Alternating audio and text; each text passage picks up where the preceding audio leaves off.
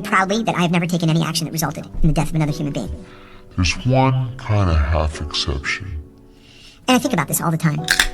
In 1993, I guess it was, I was sitting in the morning meeting.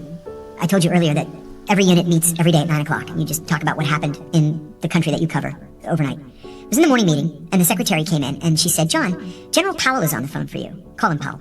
I said, "General Powell? How does he know who I am?" And she said, "I don't know, but he asked for you by name." My boss is like, "Well, go answer the phone." So I went to my desk, and I said, "Good morning, General Powell. This is John Kiriakou."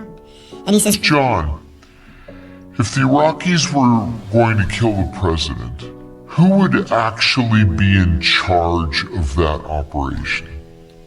And I said, "Well, if you're talking about the attempt to kill President Bush, George H.W. Bush, he had been visiting Kuwait."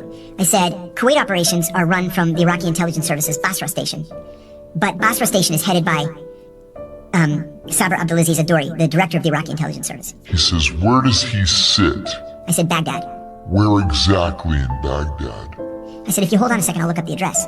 So I looked it up. I gave him the address. He says, "Thank you," and he hangs up the phone.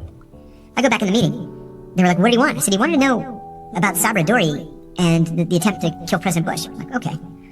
8 hours later, we fired 47 cruise missiles into Iraqi intelligence service headquarters.